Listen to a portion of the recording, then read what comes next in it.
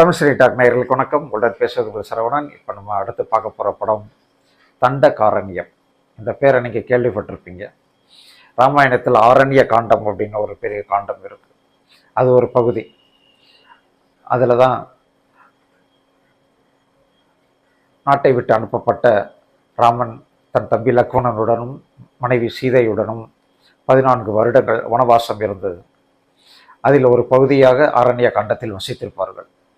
அந்த அரண்ய காண்டத்தில்தான் மாரீசன் ஒரு பெண்மான் போல வேடமிட்டு வந்து சீதையை கவருகிறான்.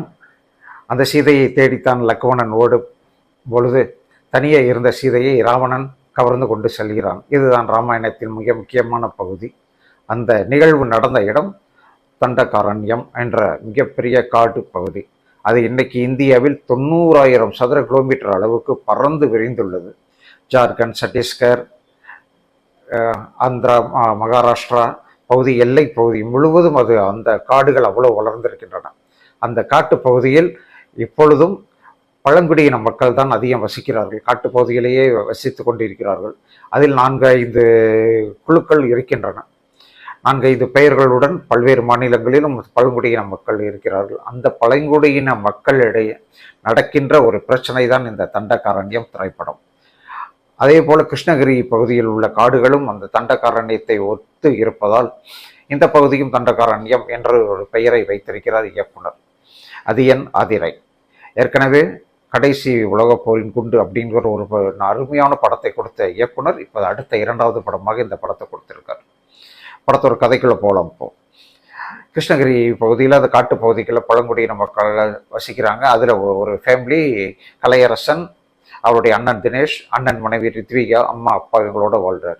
இதில் கலையரசன் வந்து வனத்துறையில் காவலராக தற்காலிக வேலையில் இருக்கார். அந்த பகுதிக்கு ரேஞ்சராக இருக்கிறவர் அருள்தாஸ். ரொம்ப ரொம்ப மோசமான ஒரு அதிகாரி. அவருக்கு தேவை பணம், லஞ்சம், எவ்வளோ வேணாலும் சம்பாதிக்கணும் அப்படின்ற கொள்கையில் தான் இருக்கார். அந்த பகுதியில் மரங்களை வெட்டுவதற்கு டெண்டர் விடும்போது வருஷம் ஒருத்தர் டெண்டர் எடுத்துட்டு கூலி ஆட்களை பழங்குடியின மக்களை கூட்டிட்டு போய் டெய்லி ஒரு 300-200 கொடுத்து அனுப்பி விட்டுருவாங்க. ஆனால் அவர் கோடிக்கணக்கில் சம்பாதிக்கிறாங்க, அவரும் ரேஞ்சர் சேர்ந்து. இப்போ இந்த தடவை தினேஷ் வந்து அதை எதிர்க்கிறார். நாங்களே எடுத்து கொடுக்குறோம் அப்படிங்கிறாங்க. இந்த சண்டையில் ரேஞ்சருக்கு, அருள்தாஸுக்கு, தினேஷுக்கு சண்டை நடக்குது. இது கைகலப்பான உடனே இவரை கலையரசனை வேலையை விட்டு அனுப்பிடுறாங்க. இப்போ கலையரசு வேலையில்லாமல் சும்மா இருக்காரு. அதோட அவருக்கு ஊருக்குள்ள ஒரு காதலும் இருக்கு. பழங்குடியின மக்கள் இல்லாமல் மற்ற ஜாதியில் இருக்கிற வின்சு சாம் அப்படிங்கிற அந்த பொண்ணு வந்து இவரை தீவிரமாக லவ் பண்ணுது. எப்போ கல்யாணம் பண்ணலாம்னா நான் பெர்மனன்ட் ஆன உடனே கல்யாணம் பண்ணுறேன் அப்படின்னு நம்ம கலையரசை சொல்லிட்டு வெயிட் பண்ணுறாரு. இப்போ வேலையும் போச்சு. இப்போ அந்த பொண்ணு என்ன எப்போ என்ன கல்யாணம் பண்ணுவேன்னு கேட்டுக்கிட்டு இருக்கு. அதுக்குள்ளே தம்பிக்கு ஏதாவது ஒரு நல்ல இடத்துல வேலை வாங்கி தரலாமேன்னு தினேஷ் நினைக்கிறாரு. அப்போ ஒரு புரோக்கர் வந்து சேர்க்கிறாரு. சத்தீஸ்கர், ஜார்க்கண்ட் மாநிலத்தில் புதுசாக ஒரு தனி இராணுவ அமைப்பை உருவாக்கியிருக்காங்க. அந்த இராணுவ அமைப்பு வந்து காட்டுக்குள்ளே இருக்கிற நக்சலைட்டுகளை வேட்டையாடுறாங்க. அதுக்கு இப்போ ஆள் நிறைய பேர் தேவையாக இருக்காங்க. தம்பி அனுப்பி விடு, நான் வேலை வாங்கி தரேன் அப்படிங்கிறாரு. அதுக்காக அவருடைய கடைசியாக வச்சிருந்த ஒரு நிலத்தை விற்று அந்த பணத்தை நான் வந்து 14 லட்ச ரூபாய் எடுத்து இவர்கிட்ட கொடுக்குறாங்க. அதை வாங்கிட்டு இவரை கூட்டிகிட்டு போயிடுறாங்க கலையரசன் அங்கே போய் அதை ஜாயின் பண்ணுறாரு. ஆனால் உண்மையாக அங்கே என்ன நடக்குதுன்னா, இவரை மாதிரியான பல்வேறு ஊர்களில் இருந்து இந்தியர்களை இந்த வேலைக்கு வரோன்னு சொல்லி கூப்பிட்டு வருவாங்க. அங்கே ஒரு தனி அமைப்பு, இராணுவ பயிற்சி தனி அமைப்பு, இராணுவமே கொடுக்கல. ஆனால் அதுக்கு உயர் அதிகாரிகள், இராணுவ அதிகாரிகள் இருக்காங்க. இது இராணுவத்தில் பதியப்படாத ஒரு அமைப்பு. இவங்களை உள்ள கூட்டு வந்து உட்கார வச்சு இவங்களுக்கு தனி ட்ரெஸ் எல்லாம் போட்டுட்டு திடீர்னு ஒரு நாள் ஒரு பத்திரிகையாளர் முன்னாடி நிறுத்தி, இவங்கெல்லாம் நக்சலைட் தீவிரவாதிகள், இவர்களெல்லாம் எங்ககிட்ட போலீஸ்கிட்ட சரண்டர் ஆகிறாங்க அப்படி சொல்கிறாங்க. அப்படி சொல்லிட்டு இவங்களை கொண்டு போய் மறுபடியும் அந்த அமைப்பில் விட்டோன்னே அமைப்பில் இவங்களை அடிச்சு நொறுக்குறாங்க. அமைப்பில் இருக்கிறவங்களுக்கு இவங்க தீவிரவாதிகள் இல்லைன்றது தெரியாது. இவங்க நக்சல்னு அவங்க நினச்சிக்கிட்டு இருக்காங்க. அதுக்கப்புறம் இவங்களுக்கு பயிற்சி கொடுக்குறாங்க. போலீஸ் பயிற்சி ரொம்ப கடினமாக இருக்குது. இவரை கலையரசனால் தாங்க முடியல, அவ்வளோ பனிஷ்மெண்ட் கொடுக்குறாங்க. ஆனாலும் தன்னுடைய குடும்பத்துக்காக எப்படியும் நம்ம திருப்பி அந்த ஊருக்குள்ளே போகும்போது கம்பீரமாக இராணுவ வீரனாக தான் போகணும் அப்படின்னு நடப்பில் இருக்கார். அதோட அந்த கூட இருக்கிற சபீர் கல்லறக்கள் கூட இவங்களுக்கு இடையில சண்டை வந்து அது ஒரு பெரிய பிரச்சனையாயிருது. கடைசியாக சபீர் கல்லர்களோடு ஜாயிண்ட் ஆகிற கொஞ்சம் ராசி ஆயிடுறாரு, 2 பேரும் ஒன்றாயிடுறாங்க, 2 பேரும் நெருங்கிய நண்பர்கள் ஆயிடுறாங்க. சபீர் கல்லர்கள் ஃபர்ஸ்ட் பேஜ் முடிஞ்சு அவர் போயிடுறாரு. ஆனால் அவர் போன போது அவங்கள அப்படியே காட்டுக்குள்ளேயே கூட்டிகிட்டு போய் இவங்கெல்லாம் நக்சலைட் தீவிரவாதிகள் நாங்கள் சுட்டு கொண்டுறாங்க. இப்படித்தான் அந்த மாநில அரசும் மத்திய அரசும் இராணுவமும் பத்திரிகையாளர்களை ஏமாற்றி நக்சலைட்டுகள் தீவிரவாதிகள் என்று ஒன்றுமே தெரியாத அப்பாவிகளை கொலை பண்ணிக்கிட்டு இருக்காங்க. இது ஜார்க்கண்ட்லேயும் சத்தீஸ்கர்லேயும் இப்போவும் நடந்துகிட்டு இருக்கிற ஒரு விஷயம். அதைத்தான் இந்த இயக்குனர் அழகாக படம் எடுத்திருக்கிறார்.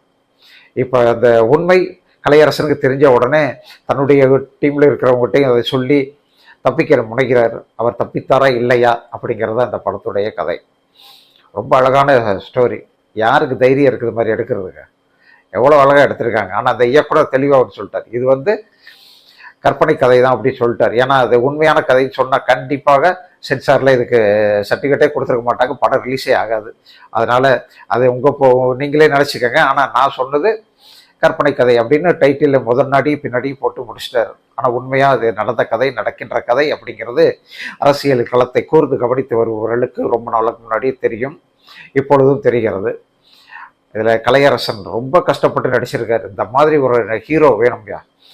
அழுங்காமல் கொழுங்காமல் வில்லேஜ் சப்ஜெக்ட் எல்லாம் இல்லாமல் வெறும் சிட்டி சப்ஜெக்டில் அழகாக கலர் ட்ரெஸ்ஸை மாற்றிட்டு ஹீரோயின் டூயர் பாடிட்டு போகிறது ஹீரோத்தனம் இல்லை. இது மாதிரியான படங்களில் நடிக்கணும், அதுதான் ஹீரோத்தனம். அட்டகாசமான நடிச்சிருக்காரு. அவர் படுற பாடு கஷ்டம்லாம் நடிச்சா இந்த இவருக்கெல்லாம் அதிகமான சம்பளம் கொடுத்துருக்காங்கன்னா எவ்வளோ சம்பளம் கொடுத்தாங்க தெரியல, எவ்வளோ கொடுத்தாலும் பத்தாது தான். அதே மாதிரி இவருடைய அண்ணனை நடித்த தினேஷ், அவரும் செம்மையாக நடிச்சிருக்காரு. விசாரணைன்ற படத்துலேயே அப்படி அவரை கசக்கி பிழிஞ்சாங்க, இந்த படத்துலேயும் கொஞ்சம் கசக்கி பிழிஞ்சிருக்காங்க. பரவாயில்ல, சிறப்பாக நடிச்சிருக்காரு அவரை நாயிய வின்சு சாப், ரொம்ப அழகான முகம், தமிழ் சினிமாவுக்கு ஏற்ற ஒரு முகம், கலையான முகம், கேமராவுக்கு ஏற்ற முகம். நிச்சயமாக ஒரு பெரிய ரவுண்டு வரலாம். கொஞ்சம் அழகாகவே நடிச்சிருக்காங்க அவங்க. அப்புறம் ரித்விகா, அவங்கள ஒரு பொறுப்பான அண்ணி, அந்த குடும்பத்தை தாங்குகிற அண்ணி கேரக்டரில் அந்த நிலத்தை விற்க முடிவு பண்ணும்போது அவ்வளவு எதிர்க்கிறாங்க. ஏன்னா அவங்க தான் எதிர்ப்பாங்க, பொம்பளைங்க தான் எதிர்ப்பாங்க. இது ஏதாவது தப்பாக ஆகி போயிடுச்சுன்னா இருக்கிற நிலமும் போயிருமே அப்படின்னு தான் சொல்லுவாங்க. அவ்வளோ சிறப்பாக நடிச்சிருக்காங்க ரித்விகா. அப்புறம் அந்த சபீர் கல்லறக்கல் ஒரு அழகான ஒரு நடிப்பை காட்டியிருக்காரு. அவர் முதல்ல ஒரு வில்லத்தனமாகவே இருந்தாலும் கடைசியாக உண்மை தெரிஞ்சு ஒரு உண்மையான நட்பை காட்டும்போது ரொம்ப அழகாக பண்ணியிருக்காரு. அப்புறம் அது போலீஸ் இராணுவ உயரதிகாரிகள் நடித்தவங்க அத்தனை பேரையும் நம்ம பாராட்டணும். அப்புறம் அருள்தாஸ் ஒரு வில்லத்தனமான ஒரு அதிகாரின்னா தவிர வேறு ஆள் இல்லை, அவருடைய முகமே அப்படி தான் இருக்குது. அதனால் அவர் இந்த படத்தில் சிறப்பாக நடித்து கொட்டியிருக்காரு. அப்புறம் வில்லன் வேட்டை முத்துக்குமாரா, அவர் ஒரு கதாபாத்திரத்தில் நடிச்சிருக்காரு. படத்துக்கு ஜஸ்டின் பிரபார் இசை அமைச்சிருக்காரு. பின்னணி இசை அபாரம்.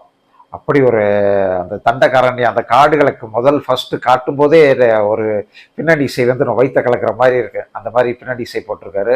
ஒளிப்பதிவாளர் அதை விட அவ்வளவு அற்புதமாக அந்த காடு பகுதியையும் அந்த இராணுவ பயிற்சி மையத்தையும் அவ்வளோ அழகாக காட்டியிருக்காங்க. எத்தனை கோணத்தில் வேணாலும் பார்க்கலாம், அவ்வளோ பார்க்க அழகாக இருக்குது. அவ்வளோ அழகாக படம் எடுத்திருக்காரு ஒளிப்பதிவாளர். இசை, பின்னணி இசை அனைத்தும் சூப்பர். எடிட்டர் எவ்வளவுக்கு கொண்டு வந்து கொடுத்ததை எவ்வளோ எடிட் பண்ணுறாருன்னு தெரியல. ஆனால் படம் செகண்ட் ஹாஃபில் அவ்வளோ பரபரன்னு போகுது, அவ்வளோ வேகமாக போகிறாங்க. எப்படி இவங்க தப்பிச்சே ஆகணுமே அப்படி சொல்லி நம்ம மனசே தொல்லுது. அந்தளவுக்கு நம்ம மனசோட ரொம்ப ஒன்றி போயிட்டாங்க அந்த படத்தை. இந்திய அரசியலில் இப்போ வரைக்கும் எல்லாமே மேம்போக்கான ஏமாற்றுத்தனம் தான் நடக்குது. அதில் இதுவும் ஒன்று. இந்த நக்சலைட்டுகள் என்ற பெயரில் அப்பாவி மக்களை கொலை செய்வது எல்லா ஆட்சியாளர்களும் எல்லா அதிகார வர்க்கமும் செய்து கொண்டு தான் இருக்கிறது. எந்த நக்சலைட்டு தானாக உருவாவதில்லை, உருவாக்கப்படுகிறார்கள். அதற்கு காரணம் அரசியல்வாதிகள் தான். அவர்கள் நல்ல ஒரு விஷயத்தை நாம் மக்களுக்கு செய்யாமலேயே அவர்கள் மட்டுமே பணம் சம்பாதித்தால் அதை எதிர்த்து கேட்பவர்களை நக்சலைட்டுகளும் உத்தரவு குத்திடுறாங்க. இதுதான் இந்தியாவில் மொத்தமாக நடக்குது. அதனால்தான் இந்தியாவில் ஒரு போலித்தனமான ஜனநாயகம் வாழ்ந்து கொண்டிருக்கிறது, நடந்து கொண்டிருக்கிறது, இயங்கிக் கொண்டிருக்கிறது அப்படின்னு நம்ம எல்லாருமே அடித்து சொல்கிறோம். அதே மாதிரியான ஒரு போலியான ஜனநாயகத்தை நோக்கி சுட்டு விரல் நீட்டி கேள்வி கேட்டிருக்கும் இத்திரைப்படம் நிச்சயமாக இந்திய சினிமாவில், தமிழக சினிமாவில், தமிழக அரசியலில் ஒரு குறிப்பிடத்தக்க படமாக வந்திருக்கிறது. இந்த படத்தை நாம் பாராட்ட வேண்டியது நம்முடைய கடமை. அவசியம் பாராட்டணும், அவசியம் பார்க்கணும்.